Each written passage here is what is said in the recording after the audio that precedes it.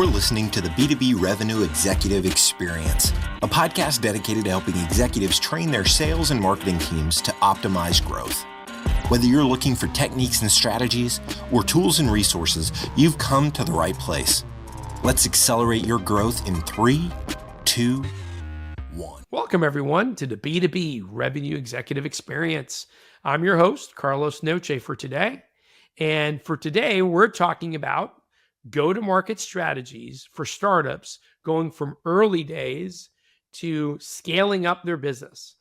And we're also going to get a chance to talk with our guest about his book, which I would highly recommend to anyone that's starting a company and really wants to achieve ultimate success. To help us out with that, to no further ado, we have Rags Gupta. He's an investor, owner, operating partner, author of 1 to 10, Finding Your Way from Startup to Scale-Up. Rags, thanks for joining us today. Carlos, great to be here, my friend. I am happy we finally got to get it to work out and get you on the show. Question to get us started, Rags, same one I ask everybody. What's something that you're passionate about that those that primarily only know you through business, like myself, are going to be surprised to know about you? Yeah, I guess for that one, I would say I'm really passionate about sports in general, but specifically racket sports. So played a lot of tennis growing up, and right around college, I switched over to squash, and I play a couple times a week. I play in competitively in tournaments, actually going down to Philly this weekend for the Nationals. So wow, that's my jam. And then other sports like padel and pickle and so on. So it's just a ton of fun, social. You get to meet great people, and it's good for your body. So big fan. Excellent. I was going to ask you, so what do you think about pickleball and the craze? It gets people moving and it's active, and I could see it's just so easy to pick up. So I'm not like, there's a lot of people that are like snobs about it. I'm not. It's just like, it's great. I love to see just people getting active and people playing through older age as well. Right. So, I welcome the folks getting into pickle, and then, inevitably they'll get into other sports after that, paddle and squash and so on. So I think it's great. I used to play racquetball early days. I don't even know if it's that popular anymore. I feel like it's not as difficult as squash. Yeah. It for some reason it didn't take off. I don't know exactly why, but yeah, it's definitely not as popular as some of the others. But paddle, you got to check out. It's really up and coming. It's sort of a combination of squash and tennis. It's kind of like platform tennis, but it's coming up through Latin America and Spain. It's super popular there. And just Google it on YouTube, and you can see these crazy points and things like that. You'll check it out. You'll like it. So, Rags, for our guests that don't know you as well as I do, and I got to meet you back in 2015 when you were working at Uyala of EMEA.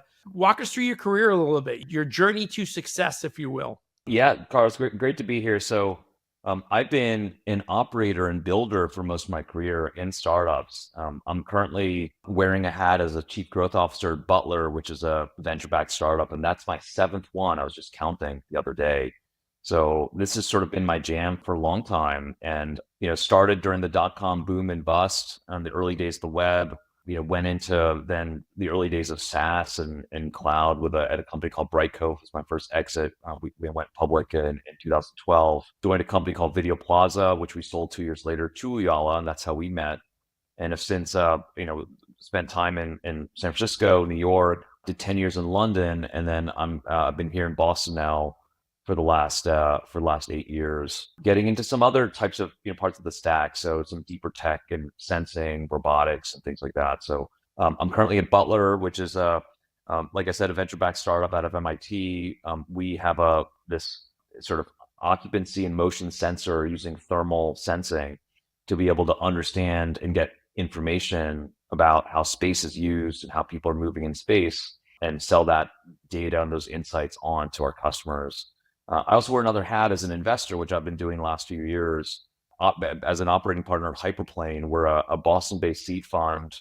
We do pre-seed and seed primarily $1 to $1.5 million checks into B2B startups. That can be in applied technology, so enterprise software, robotics, AI, sensing, and so on. Excellent. So, Rags, ever since I've met you, you've had this entrepreneurial spirit, and you have tons of passion when you go work at these organizations? What got you to that? What fired this entrepreneurial spirit within you? I guess part of it is it just runs in my family. My dad started a business. My brother is an entrepreneur. In fact, he sold his company to Toyota a few years ago, and others in my family. I'd also say that when I was in undergrad, I actually took a course called High Tech Entrepreneurship by this legendary professor who since became a mentor for me, and really opened my eyes that this was something that like tech was a potential career path. And back then it was mainly other, like consulting or finance or something that people would try and get jobs for out of college. And so I'm very thankful to him for, having opened my eyes to that. And, he's become a mentor and friend to me ever since. But I love it. I love the ups and downs, like going against incumbents and, just the cut and thrust of it. It's just so much fun.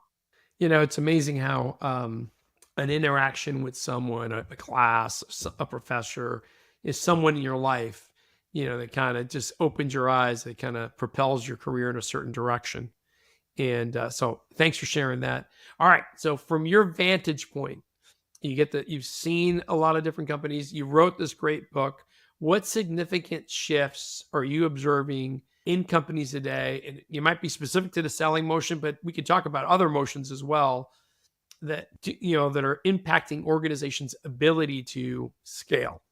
Yeah, sure. I think a few things that I would say in general that I've been seeing and tracking. I think one is there was I think this is all like on a relative basis, right? But I think the whole PLG super bottoms up motion is, I'd say, a little bit out of favor. It's sort of more around actually going more enterprise, right? That's what I've just been seeing in companies I've been involved in. And it's not to say there aren't people doing the bottoms up PLG motion, but I just don't see it as much talked about. And it's just overall the sentiment I feels like it's more around, okay, now we got to go higher up the chain, bigger deal sizes.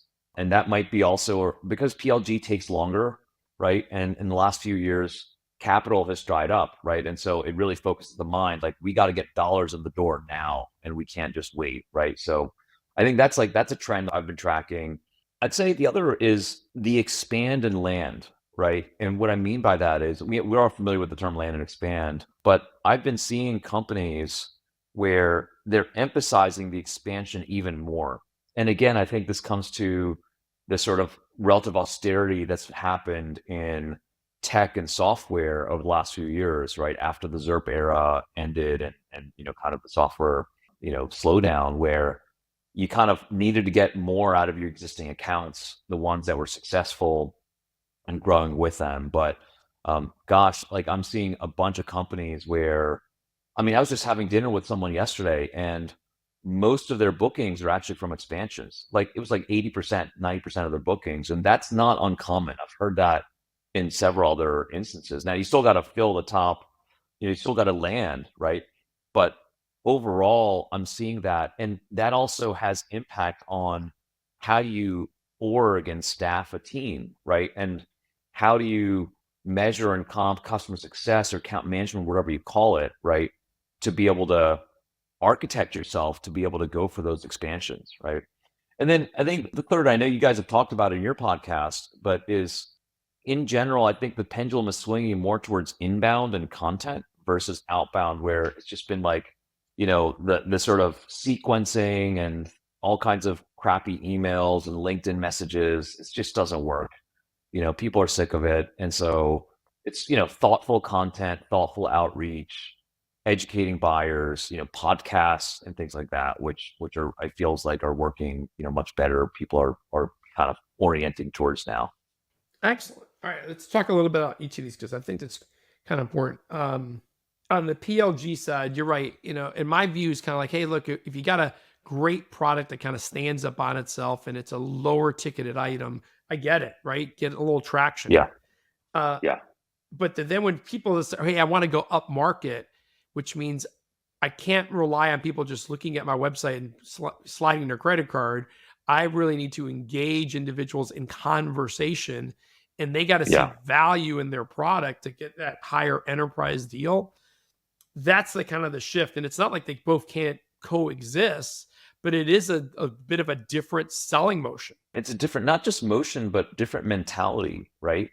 You got to deliver roadmap calories to enterprise features that, SOC 2 and whatever, things like that enterprise will want, being able to deliver on SLA, have legal and kind of go through procurement, all those hoops. It's just a different mentality. And, historically, I think a bunch of founders, usually first-time founders and usually technical ones, would kind of go in saying, if I build a great product, they will come. Right. And of course, like you've had like the drop boxes that were super successful that way, right? Like the viral element they had, right? The network effects kicked in. And then you had other great examples, Airtable and a bunch of others. But I think what founders have been finding is, what? It actually doesn't sell itself. Like you got to actually, obviously you can have growth hacks and all kinds of like, marketing and things like that, but it's just becoming harder to acquire that way. It's so crowded. And, whereas if, hey, your runway is shortening, right? Burns like on your mind and you got to figure it out, then it's like, what? 100K contract might be much easier, one of those, than getting 10K contracts, actually. Agreed. And it's funny because this kind of leads us into this whole land and expand thing. When I think about the SaaS model, one of the lines I use is getting that initial win is like 20% of the battle, right? Because you got to not only get them, implemented, using the product, so you set yourself up for renewal and a possible expansion. But if they don't get the impact that they thought they would, forget about the renewal expansion, they're also not going to be a raving fan for you. They're not going to recommend you to 10 others, which you really need in starting an organization. Any tactics or ideas on, it sounds like to do an expand model, it becomes really critical to have a clear ICP of who you're going after, especially early days of a company. I think that's right. I think it's also really understanding the value proposition that you're bringing to the table. And then also like this is in general, like how much is continuity needed on the account, right? So there's one end of the spectrum where it might be like selling a CRM or something like that, where it's like you kind of like you have someone sell the deal and then you have someone helping you onboard, and there's check-ins, hey, do you need more seats or things like that, but it's sort of like that's like one end of the spectrum, right? You have another end of the spectrum where especially these usage-based models where like you got to farm that account, you got to really know what's going in and what's going on, you got to know the key stakeholders, like what's on their mind, their personal value, right? Their what's going on with their kids. I mean, it's like super, because a lot of that is driven by their usage, right, of the platform. And so you need a lot of continuity in that account, right? And so that's where just flipping it over the wall to customer success, I just don't think is going to cut it. I think it's more like an account management type of model where you have someone, with a number, right, with a number for their book of business that they have, right, to grow that book of business. And, as an aside, I just don't buy the whole like, oh, well, we can't be trusted advisors to the customer if we're asking them for money. I think that's total bullshit. Like, I think it's like, of course you can. Of course you can. I think that's like, I think that's going away in general, that feeling. But I hear it from time to time, and I just don't agree. I'm with you.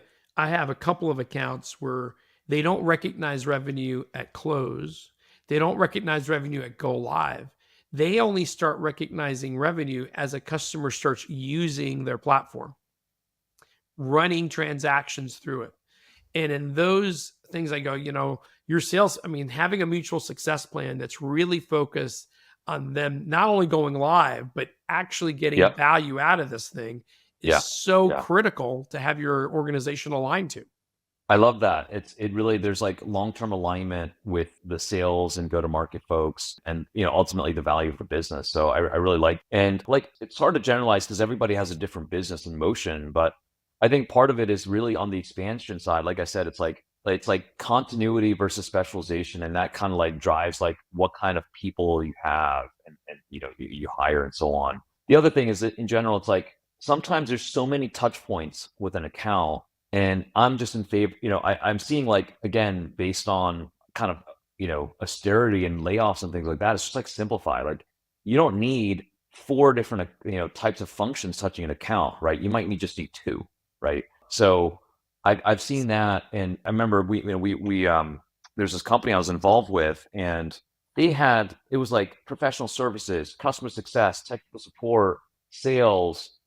There was like a couple others, program management, a couple others that were touching the account, and it was like confusion, total bedlam and confusion, like who's doing what, and it was sort of like, no, just have an account manager who's running that account, and they're responsible for the success of that account, right? And they're the quarterback, and that was a much better model actually for that company. Love it. All right. And then third topic you talked about was in the way we do business development, getting away from, and we're all getting like a million of them. And the thing I hate today is it's bled into LinkedIn. Hi, I Yeah. love your background, Rags. Can I sell you some accounting services?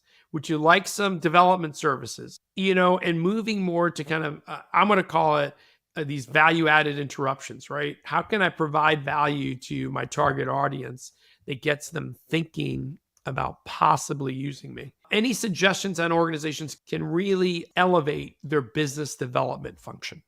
Again, this depends on your motion, right? So I get it. If one thing you're trying to get small accounts, 10K, 15K accounts or less versus the big, fish that you're going after, right? But these days with the tools that are available, the content that's out there, the information that's out there, there's no reason that someone can't do a thoughtful outreach to someone. I mean, it's just laziness otherwise, right? You fire up a chat, like a chat GPT window or Perplexity, you ask it stuff. Hey, I'm trying to write an email to this person, right? What should I do? Or like, what should I say in it? Or, that kind of stuff. There's just no excuse anymore, right? Now, it doesn't work. It may not work at scale if you're trying to pound out, dozens or hundreds of these, right? But there are ways that you can pull information and make it thoughtful and make it something of value to them. And so that's like, especially that works in an enterprise setting where you've got a set of accounts and you want to know what's going on in them. But that's, and that'll come through, like that will be so much more effective than like just like the, spray and pray motion. A lot of my clients are all trying to figure out that, with the money being tight, the market being tough, the economy, whatever you want to call it, prospecting has become a hot topic with a lot of my customers today. And one of the top things I try to work with them on. So let me give you another thing that's kind of hot right now, which seems to be critical in really growing or scaling your organization. And it sounds basic, but man, it's just a hot topic that multiple guests have talked about. And that's the alignment of marketing, sales, service, customer success, and product so that we can get out of our little silos and really scale our organization. What is your perspective on how do those cross functions, how do we get them to work more effectively to be able to scale? Yeah, that's a great question. And look, there's no silver bullet on that. I think, part of it is like and org design wise, there's no one design that solves it, right? It's like it really is based on the situation, the context of the company, where they are in their journey and things like that. I think in general, you want to solve for where information needs to flow like more freely than like put those orgs together, those functions together. I'd say like overall though, in general, like as the one scales, I favor having certainly success and customer success and sales under the same roof. I think that like otherwise that just leads to like a lot of like misalignment there. On the marketing side, again, it's like about aligning on expectations on what marketing will deliver to sales, right? And especially in enterprise situations, if marketing doesn't see sales as a customer of theirs, as a key stakeholder customer, then I would be asking a lot of questions on that, right? Because I'm not saying that's the only part of their job, right? But that should be a big part of their job is as a customer, right? Delivering sales enablement materials, events, and of course, demand, right? Leads. And that's again where it's like, okay, how many quality meetings are we going to deliver, right? I don't care what you call them, SQLs, MQLs, whatever, leads, this and that, the other, right? It's just like, was it quality meeting, right? That was delivered to sales, right? And there's so many different ways of doing it, but that's on that side. And then product, look, it's harder when a company scales, but there's got to be product folks that are out speaking to customers and, at the coalface with them.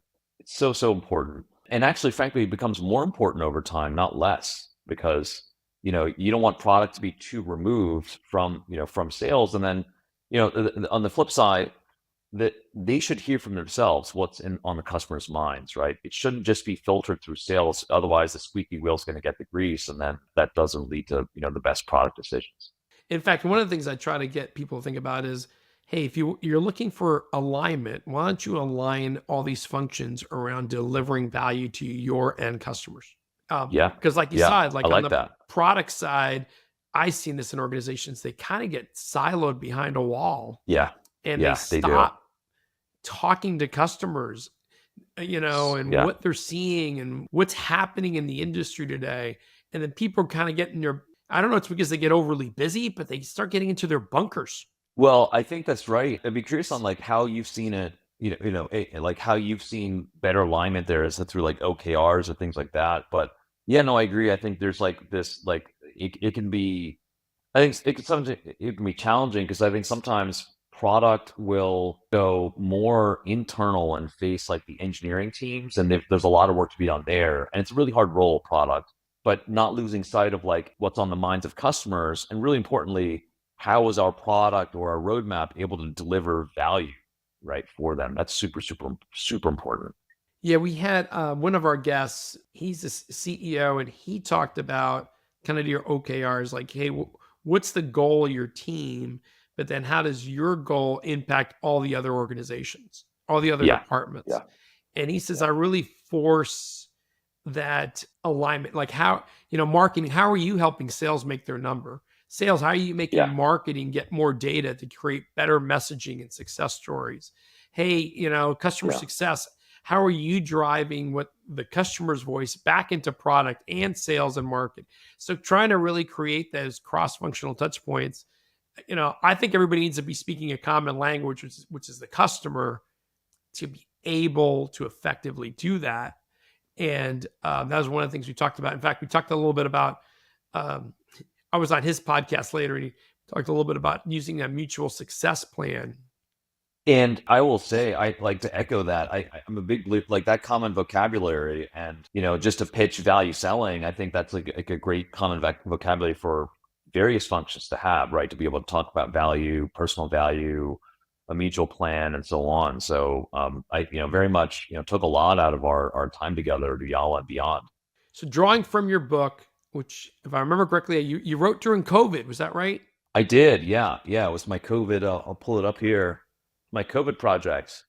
And what inspired you to do that? Because it's as Yeah. we've talked about, it's one of my goals to write a book, and I'm always apprehensive to make the commitment. And I admire individuals like yourself that said, "Hey, I'm going to invest the time and energy to do it and do it right." Well, it was one of those things where I've been working with entrepreneurs most of my career that they've tended to be product and technical entrepreneurs, and especially since I moved to Boston, a lot of that here out of the the various university ecosystems here. And I often found myself kind of giving the same spiel or talk, right, to people about, I don't know, how to think about org design or how to think about whatever you're hiring for a salesperson and things like that. So I figured, what, why don't I start writing some of this down? And then COVID, when COVID hit, I just had a lot of free time. We were all locked down and whatever. There's nothing going on.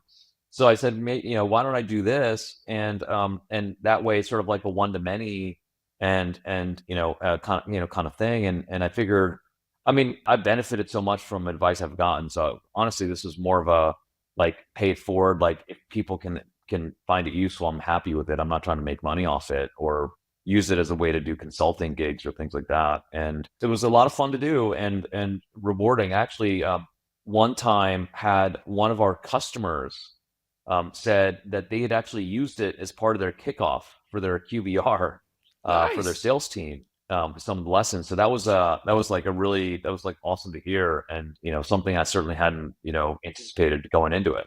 I think it's also so rewarding. You put all this effort in creating the book, and then to see individuals getting value out of it and leveraging some of the content. Speaking of which, in this 1 to 10, finding a way from startup to scale up, could you share some of the pivotal, I know there's a lot of them in there, but a couple of the pivotal lessons on navigating that transition, which I think of as early adopter to broader market? Well, first, I'll kind of give you a little, for your audience, a little context of the book and the insight, which is that, in this day and age, it's easier to quote go from 0 to 1, right? And that's like a take on the Peter Thiel book, but it's really, going from nothing to having some form of a product or prototype, some early pilots or customers, right? Some revenue, some funding, right? It's easier than ever. You got all these platforms, you got AWS, you got companies willing to write pilot checks and try stuff out. It's just so much easier to do that, right?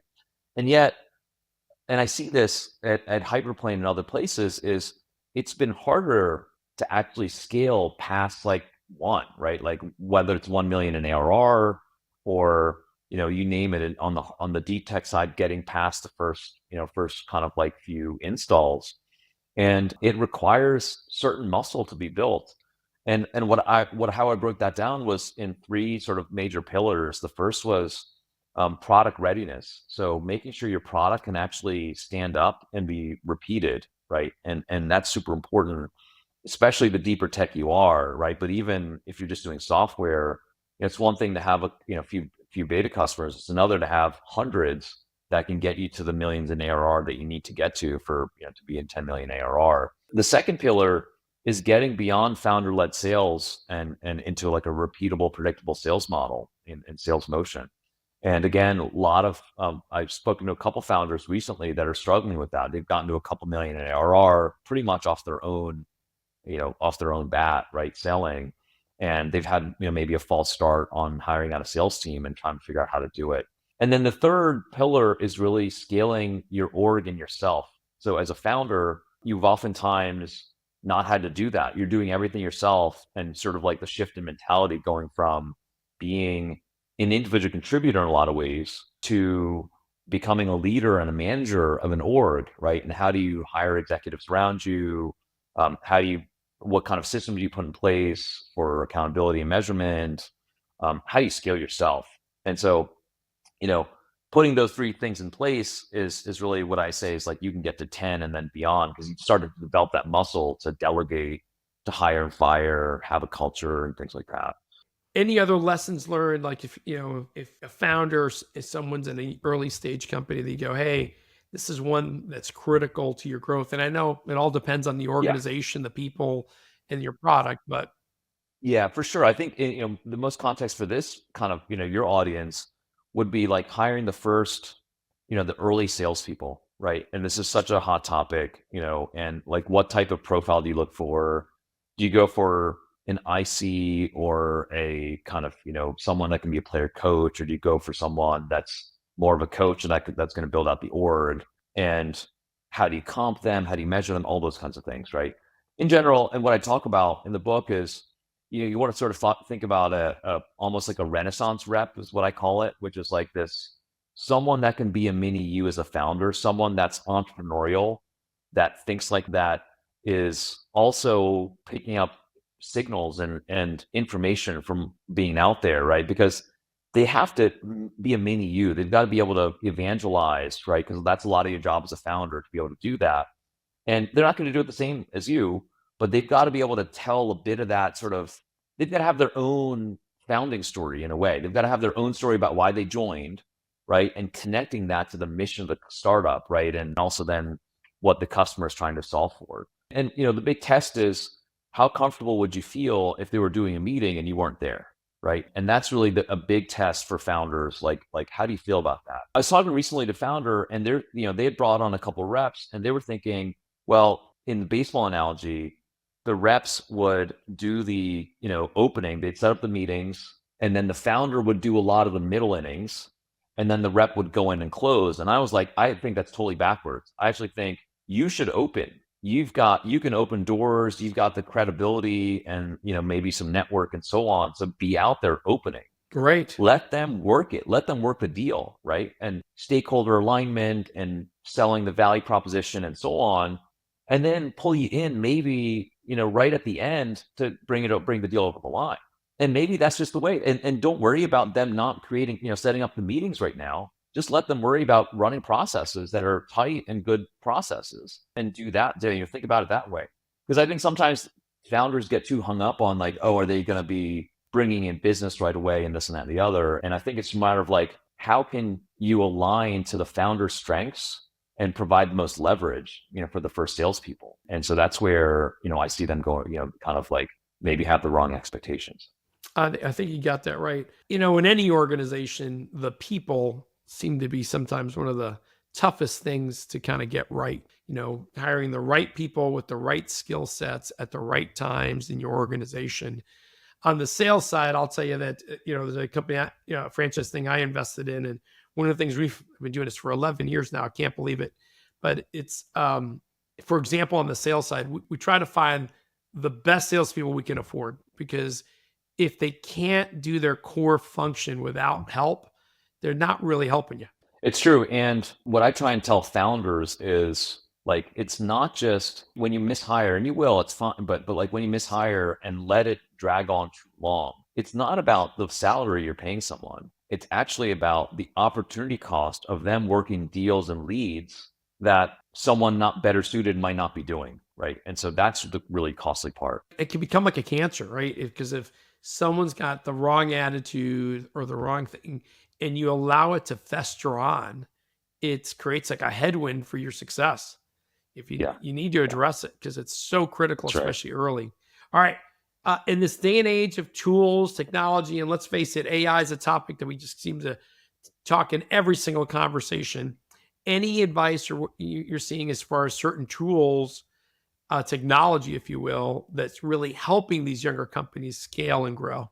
Yeah, I mean, there's obviously a lot of innovation going on there. It's interesting because I think there's a lot of innovation, a lot of questions on like, is this a feature versus a full-blown platform and tool? I will say that and full disclosure, I'm an advisor and a tiny investor, but there's a company called Sales Desk. They just recently came out of stealth, and they're like, it's almost like first principles thinking, which is like, wait a second, it's 2024, and why do we need HubSpot and Gong and Zoom and DocSend, right? Like, if you were like from scratch, like designing a system, you wouldn't have all these point solutions where there's data leakage, people have to like flip through tabs and all this kind of stuff, right? So they're like, they're kind of going the other way, which is like a next generation all-in-one system that's built from the ground up for collaborative selling for distributed teams, right? And that's not how a lot of these like older school platforms were architected. So it'd be interesting to see, because there's a lot of innovation now happening. And the idea is like, you can get a lot more reps and a lot better workflow, a lot better information there. And over time, that's just going to compound, because it's going to be more efficient processes. So I'm watching that space and seeing how some of these tools evolve. And obviously some of them are like putting in the meeting summaries and those kinds of things. The one tool, and I have affiliation with them. I'm just I'm a customer. Admire what they're doing. One tool I found useful is called Wren Systems. I don't know if you've heard of them. And it's like Google Alerts on steroids. So what it'll do is you hook it up to your HubSpot or whatever, your CRM and your Gmail and whatever. So it'll sniff out your network, Carlos. So it'll sort of say there's like your LinkedIn, everybody you're emailing with, right? Your CRM, and on a daily basis, it gives you a snapshot, a digest of people in your network that are in the news. Nice. And it gives you the snippet and so on. And so as a result, it's super easy for me, like, oh, so-and-so, I haven't heard from them in a long time. And it's a great reason to get in touch with them. Hey, this thing came across my inbox, like, congrats on whatever, let's catch up. And it's like magic. Like, it's great because it's just like so easy to do. It just comes right in the inbox. And, I'm not using, I'm sure, a lot of the bells and whistles, but it's just like, in this day and age, that's like, tools like that should be a no-brainer. Yeah. All right. I wrote that one down because I'm big these days. When you think about the early days of CRM, which I was involved in, that R has gotten lost along the way. How do you manage relationships? Yes, and exactly. There should be a lot of tools out there between everything that's out there, including LinkedIn, to give you more updates on your network. Yes. And one of the comments we've had on the podcast is your net worth is directly correlated to your network. Yeah, that's right. It's so true. It's so true. And being able to keep tabs and all of that. The other quote related to that is that business happens at the speed of trust. Nice. Yep, you're right. I think it's a Warren Buffett quote, but it's like, it's so right. If you have the trust, it's like, okay, Carlos, like drop the contract. Like, I trust you. We'll do it. I've been doing this thing for over 15 years, and I've met some great people like yourself along the way. But, it's on me to kind of maintain those relationships, and everyone's busy. How do you stay top of mind? So I love your idea of, just reaching out to folks at moments where they're in the press or they're doing something. And it's not about cold calling them or, hey, I'm bamboozling them to sell them something. It's just about being genuine. Hey, congratulations. Great stuff. Or, hey, like, curious to hear more when we next catch up. That's it. Done. Yep. And, you're thinking of them. I love it. All right. Hey, I'd love to talk to you all day, but they tell me I can only make these things so long. So here's my last question of the day. We call it Acceleration Insights. What might be that one piece of advice, business or personal, that you would share with our listeners so they could be as successful as you have been, Rags? Look, on the sales side, I go back to actually something that value selling and I learned, which is like really understand what you're selling. And I don't mean like the feature. I don't mean even like the value it's delivering. It's almost like why are they really buying, right? At Butlr, we're selling this sensor system for being able to monitor, elder people in assisted living and memory care and so on. And I was asking someone this. It's like, hey, what do you think about this? And I'm just probing and all that. And the person said, look, ultimately, I'm buying peace of mind for my mom. And I was like, yes, like, oh my gosh, like that is ultimately what we're selling, right? And so figure that out for whatever you're doing, whatever you're selling, right? Yourself, your company, your products, and just get to the heart, that essence of like what you're doing and connect that, to what's important to the customer. Excellent. We should talk because my mom's in a nursing home. So I want to talk to you about this after the podcast. So Rags, if people want your books, I know they can get it on Amazon.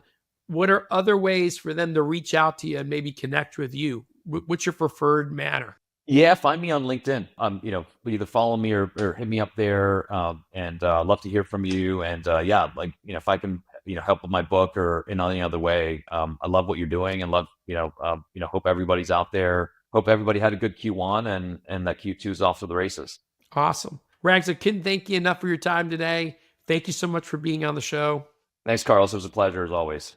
All right, everyone, that does it for our episode. Please check us out at b2brevexec.com or your favorite podcast platform.